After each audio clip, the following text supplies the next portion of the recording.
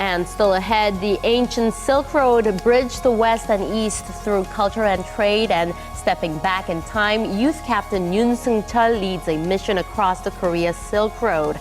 We follow the path of his journey and listen to his stories.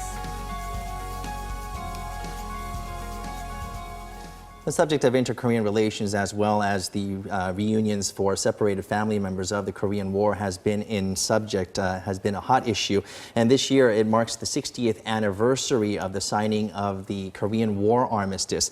Now, the Korean War is still remembered as one of the biggest tragedies to take place on the peninsula. Over 2 million soldiers from 21 different countries, they fought here on Korea. And the Korean government has been on a mission to thank them and to show appreciation to them. And one of the many services that they provide is the medical service to these war veterans, many of whom are in their 80s. That's right. Several soldiers were invited back to Korea for a special program that provides medical care, free medical care that is, in a hospital in Daejeon. Let's take a look.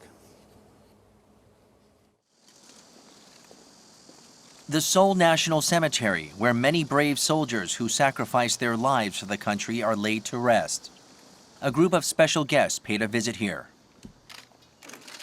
They are the 121 Korean War veterans from the U.S. and Britain who have been invited back to the country by the Ministry of Patriots and Veterans Affairs 60 years after the signing of the armistice.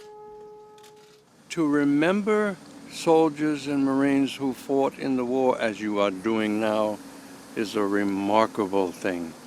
Regretfully, I think of the people that didn't get to go home, that were friends of mine or that died after the war. You people have really sacrificed,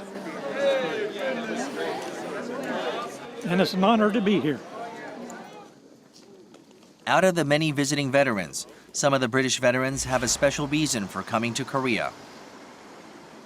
This is veteran Frederick W.P. Hall's first time coming back to Korea in 60 years with his family. I mean, I was one of thousands of people who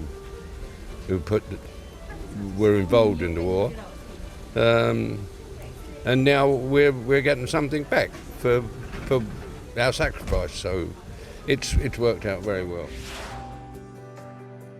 As one of the winners of the British-Korean War Veterans Enduring Legacy Essay Contest, Mr. Hull was invited to receive special medical treatment from a Korean hospital.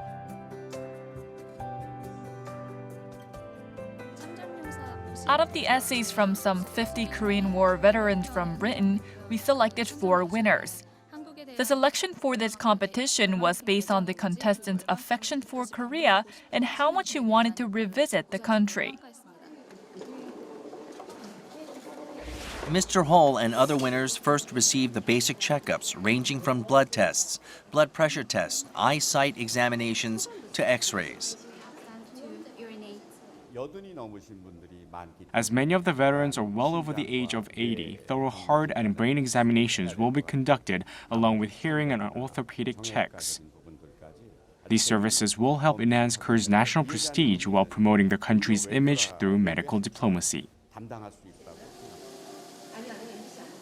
Mr. Hull has been regularly suffering from cardiovascular problems, and after receiving an intensive checkup, he is thoroughly impressed with the medical facilities and expertise of the doctors and hospital staff. Start breathing again. Well, it's all done so quickly and so efficiently. At home, we'd have to wait for an appointment, and then you'd hang around the hospital all day to get it done. And here, there's so many people involved. I ought to come back and have it. When I want a medical check every time I come back here. Next is time for a Seoul tour. The veterans and families are able to enjoy and make priceless memories touring various spots around the nation's capital.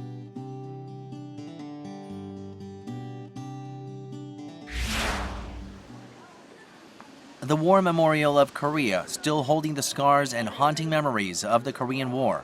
And for the veterans, these moments are still painful as many of them did not get to say their proper goodbyes to their fellow fallen soldiers who lost their lives on the bloody battlefield. And to this very day, the veterans are saddened that the Korean peninsula is still divided. The Korean people are grateful for the sacrifices that we made, and they've shown that to us. in our visit.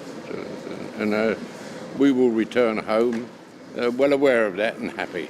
I have hopes that one day all of you young people can go from Busan to Seoul to Pyongyang to Unsan like I did in a free, democratic, united Korea. Along with the times, the once young, brave soldiers have become gray-haired veterans. Regardless, in their hearts, they still hope that freedom, peace, and unity will become a reality on the Korean Peninsula.